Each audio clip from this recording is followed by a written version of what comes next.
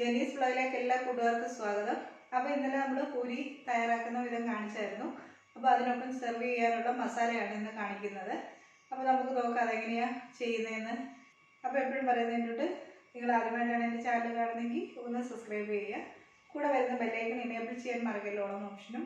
അപ്പോൾ നമുക്ക് വീഡിയോയിലേക്ക് പോകാം. അപ്പോൾ മസാല തയ്യാറാക്കാൻ വേണ്ടിയുള്ള ഉരുളക്കിഴങ്ങ് ഞാനിവിടെ ക്ലീൻ ചെയ്തെടുത്തിട്ടുണ്ട്. എൻ്റെ തൊലി കളഞ്ഞ് കഴുകിയെടുത്ത് ഒരു മീഡിയം ടൈപ്പിലുള്ള ഒരു 3 പൊട്ടറ്റോയാണ് എടുത്തിരിക്കുന്നത്. ഇത് നമുക്കൊരു കുക്കറിലേക്ക് ഇട്ട് കൊടുക്കാം. അപ്പോൾ ഈ ഉരുളക്കിഴങ്ങ് മുങ്ങിക്കിടക്കുന്ന രീതിയിലേക്ക് നമുക്കിതിലേക്ക് വെള്ളം ഒഴിച്ചു കൊടുക്കാം. ഈ വെള്ളം തന്നെ നമുക്ക് മസാലയിലേക്ക് ചേർത്തും കൊടുക്കാം. അപ്പോൾ ഇതിന് അടച്ച് വെച്ചൊരു 2 വിസിൽ വരെ നമുക്ക് ഒന്ന് വേവിച്ചെടുക്കാം. ഒത്തിരി വേവിച്ച് എടുക്കണ്ട, കുറച്ച് ഉരുളക്കിഴങ്ങ് ഉടയാതെയും കിടക്കണം. ആ രീതിയിൽ ഒരു 2 വിസിൽ വെച്ച് നമുക്കൊന്ന് വേവിച്ചെടുക്കാം.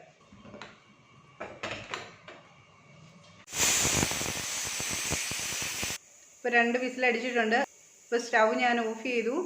ഇനിയിപ്പോൾ ഇതിൻ്റെ പ്രഷറൊക്കെ പോയതിന് ശേഷം നമുക്ക് തുറക്കാം. ആ സമയം കൊണ്ട് നമുക്ക് ഇതിന് വേണ്ടിയ മസാല നമുക്ക് തയ്യാറാക്കിയെടുക്കാം.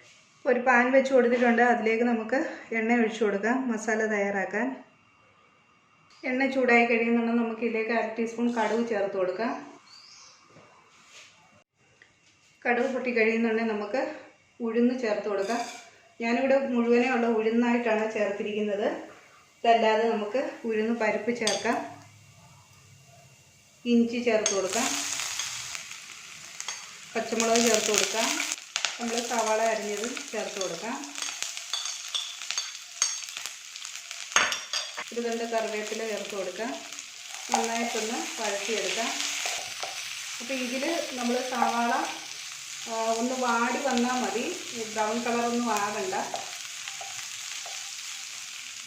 ഇപ്പോൾ നമുക്ക് ഈ മസാലയ്ക്ക് ആവശ്യമായിട്ടുള്ള ഉപ്പ് ചേർത്ത് കൊടുക്കാം. നമ്മൾ ഉരുളക്കിഴങ്ങ് വേവിക്കാൻ വെച്ചപ്പോഴും ഉപ്പ് ചേർത്തിട്ടുണ്ടായിരുന്നില്ല.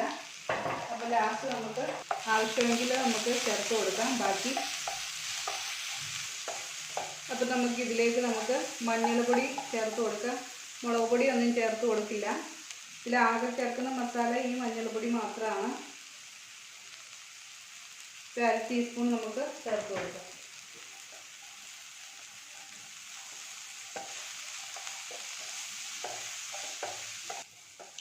മഞ്ഞൾപ്പൊടിയുടെ പച്ചവത്തിലൊന്ന് മാറിക്കഴിയുമ്പോൾ നമുക്കിതിലേക്ക് വേവിച്ച് വെച്ചിരിക്കുന്ന ഉരുളക്കിഴങ്ങ് ചേർത്ത് കൊടുക്കാം. ഇപ്പോൾ ഉരുളക്കിഴങ്ങ് വെന്ത് ആ വെള്ളം ചേർത്തിട്ട് നമുക്ക് ചേർത്ത് കൊടുക്കാം. അപ്പോൾ ഇതിൽ കുറച്ച് വെള്ളം ഞാൻ മാറ്റിയിട്ടുണ്ട്. അതിൽ നമുക്ക് ലാസ്റ്റ് ചേർത്ത് കൊടുക്കാം. അപ്പോൾ ഇനി നമുക്ക് ഈ ഉരുളക്കിഴങ്ങൊക്കെ ഒന്ന് ഉടച്ചു കൊടുക്കാം. അപ്പോൾ ഈ വെള്ളത്തിലും ഈ മസാലയിലും ഈ ഉരുളക്കിഴങ്ങ് കിടന്ന് നന്നായിട്ടൊന്ന് വേകുകയും ഉടഞ്ഞ് ചേരണം. ഈ മസാലയുമായിട്ട് ഈ ഉരുളക്കിഴങ്ങ് ഉടഞ്ഞ് ചേരുമ്പോഴാണ് അതിൻ്റെ ഒരു നല്ലൊരു ടേസ്റ്റ് ഉണ്ടാവുക. അപ്പോൾ നമ്മൾ ഈ തമിഴ് ഹോട്ടലിൽ നിന്നൊക്കെ കഴിക്കുന്ന ആ ഗ്രേവിക്ക് നല്ല ഒരു തിക്നെസ്സാണ്. അപ്പോൾ ഈ പൊട്ടറ്റോ ഒക്കെ നന്നായിട്ട് ഉടഞ്ഞ് ചേരണം അതിലേക്ക്. കുറച്ച് ഉരുളക്കിഴങ്ങ് എന്നാൽ ഉടയാതെയും കിടക്കണം. അത് ഉരുളക്കിഴങ്ങായിട്ട് തന്നെ കഴിക്കുന്നതാണ് ഒരു ടേസ്റ്റ്. അപ്പോൾ ഈ മസാലയിൽ കിടന്ന് ഈ ഉരുളക്കിഴങ്ങ് നന്നായിട്ടൊന്ന് ഉടഞ്ഞ് ചേരട്ടെ. അപ്പോൾ ഞാനിത് ലോ ഫ്ലെയിമിലാണ് വെച്ച് കൊടുത്തിരിക്കുന്നത് തീയ്. അപ്പോൾ ഈ ഉരുളക്കിഴങ്ങൊക്കെ ഒന്ന് ഉടച്ചതിന് ശേഷം നമുക്ക് തീ മീഡിയം ഫ്ലെയിമിലേക്ക് മാറ്റി വെച്ച് കൊടുക്കാം.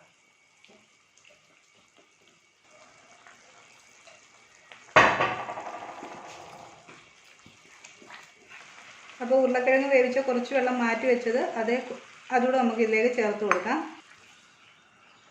അപ്പോൾ ഇനി നമുക്ക് ഫുൾ ഫ്ലെയിമിൽ തന്നെ ഇതൊന്ന് കുറുക്കിയെടുക്കാം. അപ്പോൾ നമ്മുടെ പൂരി മസാല ഇവിടെ റെഡി ആയിട്ടുണ്ട്. അപ്പോൾ ഈ പരുവാണ് ഒരു കറക്റ്റ് നമുക്ക് കഴിക്കാനെ കൊണ്ട്. അപ്പോൾ ഇനി ഇതിന്ന് ഇച്ചിരി തണുക്ക് കഴിയുന്നുണ്ടെങ്കിൽ കുറച്ചുകൂടെ ഒന്ന് തിക്കാവും. അപ്പോൾ ഈ സമയം കൊണ്ട് നമുക്ക് ഇതിൻ്റെ തീ ഓഫ് ചെയ്ത് കൊടുക്കാം. പൂരിക്കൊപ്പം നമുക്ക് സെർവ് ചെയ്യാവുന്നതാണ്. നമ്മൾ ആദ്യമേ ചെയ്യുന്നുണ്ടെങ്കിൽ കുറച്ച് വറ്റൽമുളകുകളുടെ കടുക് പൊടിക്കുന്ന സമയത്ത് ഇട്ട് കൊടുക്കുക. നല്ലതായിരിക്കും. ഞാൻ ഇട്ട് കൊടുക്കാൻ മറന്നുപോയി. നമ്മൾ പച്ചമുളക് ഇട്ടിട്ടുണ്ട്. പച്ചമുളക് എരിവിനനുസരിച്ച് മാത്രം ചേർത്ത് കൊടുക്കുക. അപ്പം ഇത് സെർവ് ചെയ്യുന്ന സമയത്ത് മല്ലിയില ഉണ്ടെന്നുണ്ടെങ്കിൽ മല്ലിയിലൂടെ ചേർത്തിട്ട് നമുക്ക് സെർവ് ചെയ്യാം. നമ്മളിതിൽ കറിവേപ്പില ചേർത്തിട്ടുണ്ട്. എനിക്ക് മല്ലിയില അത്ര ഇഷ്ടമില്ലാത്ത കാരണം ഞാൻ ചേർക്കുന്നുമില്ല. അപ്പം ഞാനിപ്പോൾ തീ ഓഫ് ചെയ്ത് കൊടുക്കുവാണ്. അപ്പോൾ നമ്മുടെ പൂരി മസാല ഇവിടെ റെഡിയായി വന്നിട്ടുണ്ട്. കുറച്ച് തണുത്തതിന് ശേഷം നല്ല പരുവത്തിന് വന്നിട്ടുണ്ട്. അപ്പോൾ ഞാൻ ഇതിൻ്റെ കൂടെ പൂരി റെഡിയാക്കി എടുത്തിട്ടുണ്ട്. അപ്പോൾ ഞാൻ ഗോതമ്പ് വെച്ചുള്ള പൂരിയാണ് ഇവിടെ റെഡിയാക്കി എടുത്തിട്ടുള്ളത്. അപ്പോൾ എല്ലാവരും ഒന്ന് ട്രൈ ചെയ്ത് നോക്കുക. വീഡിയോ നിങ്ങൾക്ക് ഇഷ്ടമായെങ്കിൽ ലൈക്ക് ചെയ്യാനും ഷെയർ ചെയ്യാനും, ചാനൽ ആദ്യമായിട്ടാണ് കാണുന്നെങ്കിൽ ഒന്ന് സബ്സ്ക്രൈബ് ചെയ്ത് സപ്പോർട്ട് ചെയ്യാനും മറക്കല്ലേ. വേറൊരു നല്ല വീഡിയോയുമായി കാണും വരെ എല്ലാവർക്കും നല്ലൊരു ദിവസം ആശംസിക്കുന്നു. താങ്ക്